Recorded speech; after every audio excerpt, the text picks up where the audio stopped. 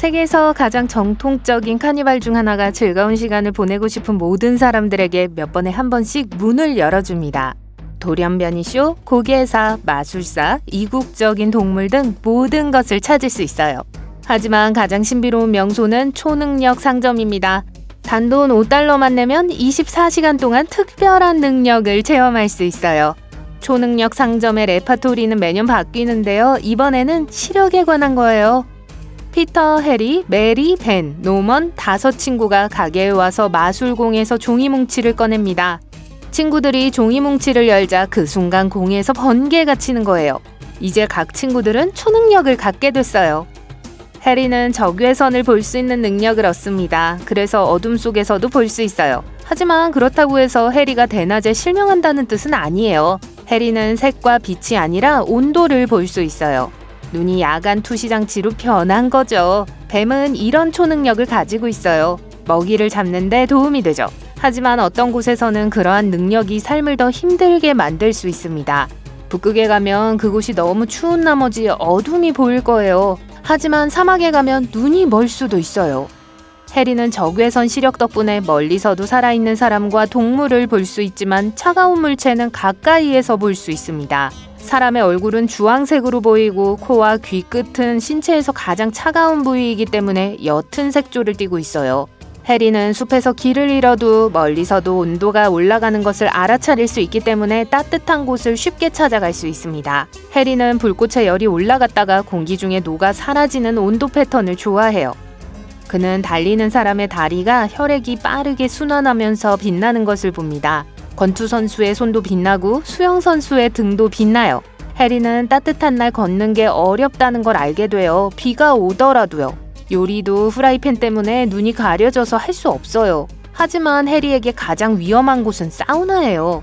하루가 끝나고 해리에게 정상적인 시력이 돌아옵니다. 피터는 이제 자외선 아래에서도 볼 수 있습니다. 언뜻 보기에는 멋질 게 없어 보여요.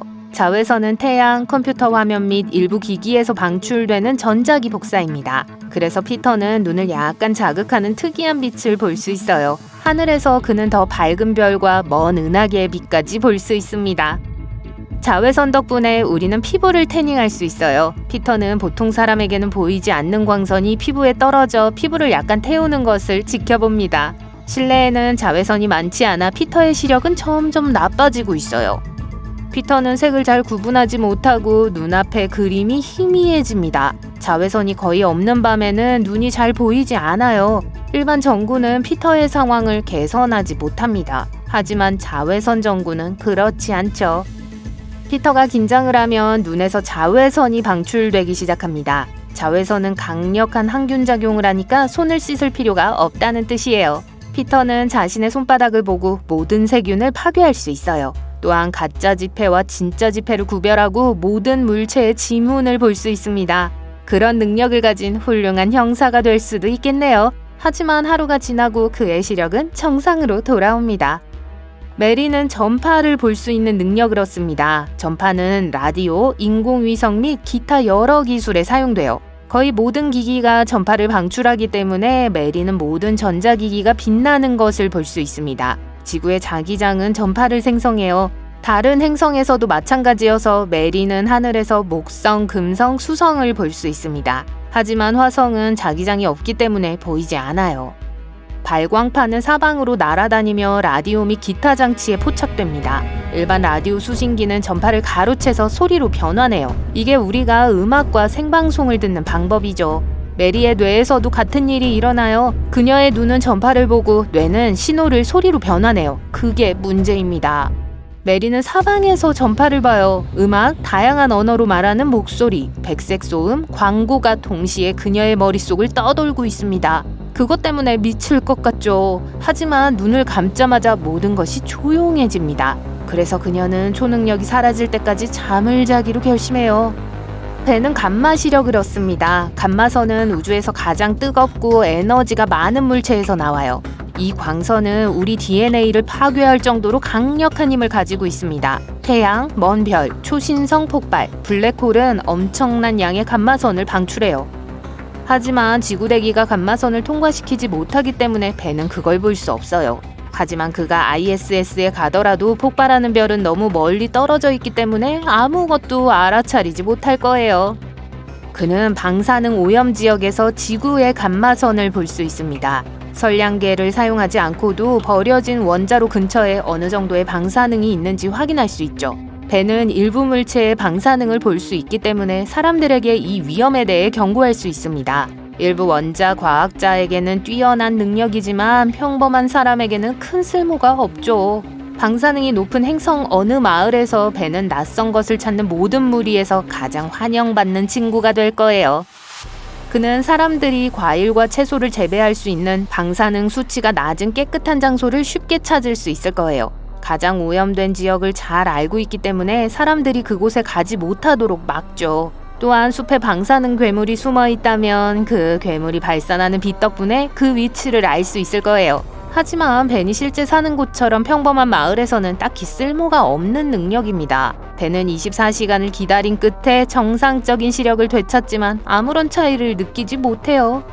노먼은 엑스레이 시력을 얻었습니다. 그렇다고 벽을 뚫고 볼 수 있다는 뜻은 아니에요. 그는 병원에서 엑스레이를 보고 모든 것이 어떻게 작동하는지 이해합니다. 의사는 특수 기계에서 엑스레이를 방출해요. 광선은 피부, 근육, 조직은 통과하지만 뼈는 통과하지 못해요. 그런 다음 광선이 이 파란색 필름에 도달하면 뼈에 의해 그림자가 남습니다. 어떤 의미에서 엑스레이는 태양과 같은 역할을 하지만 연조직을 통과해요. 노먼은 엑스레이가 자신의 몸을 어떻게 통과하는지 볼 수 있는 능력을 얻게 돼요. 눈을 감아도 눈꺼풀이 그를 보호하지 못하기 때문에 여전히 밝은 빛을 볼 수 있습니다.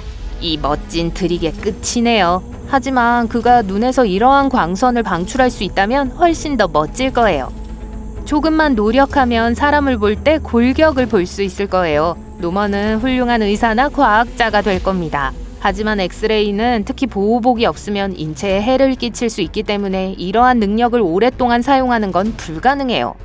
자, 그의 초능력은 24시간 후에 사라집니다. 친구들은 다른 것을 시도하기 위해 카니발로 돌아가기로 결심해요. 초능력 가게에 들어선 친구들은 그곳에서 일하는 마술사에게 정말 환상적인 제안을 받습니다. 우주의 모든 방사선과 파동을 보고 싶은가요? 그가 묻습니다. 친구들은 물론이죠 하고요. 마술사가 지팡이로 바닥을 3번 두드려요. 마술사의 마술공 안에 구름이 모이기 시작합니다. 그러자 번개가 날아듭니다. 알 수 없는 힘이 친구들을 바닥에서 들어 올려요. 친구들의 눈이 환하게 빛납니다. 마술사가 2번 더 노크하면 모든 것이 끝나요. 이제 밖으로 나가세요. 그가 말합니다. 가게를 나선 친구들은 모든 색이 너무 밝아서 눈을 감습니다. 모든 것이 다른 색조로 펄럭이고 있어요. 하늘은 수백 가지 색으로 반짝이고 있습니다. 사람들이 빛을 발하고 잔디는 보라색 빛을 발하고 있어요. 그러다가 주황색으로 바뀌고 파란색으로 변합니다. 주변의 빛이 끊임없이 변화하고 있어요. 파도의 형태를 띠다가 직선의 형태를 띠다가 어둡고 밝고 투명하고 포화 상태가 됩니다. 친구들은 눈을 감아도 빛은 사라지지 않아요. 다양한 종류의 방사선이 감긴 눈꺼풀을 통과하기 때문이죠. 눈이 멀고 다루기가 너무 힘들어요. 친구들이 멈춰달라고 부탁합니다. 마법은 끝났어요. 친구들은 인간의 시각이 최고라는 것을 깨닫습니다. 우리의 눈은 이 세상을 완벽하게 볼 수 있고 다른 어떤 능력도 필요하지 않아요. 달리기나 더 빠르면 좋겠네요.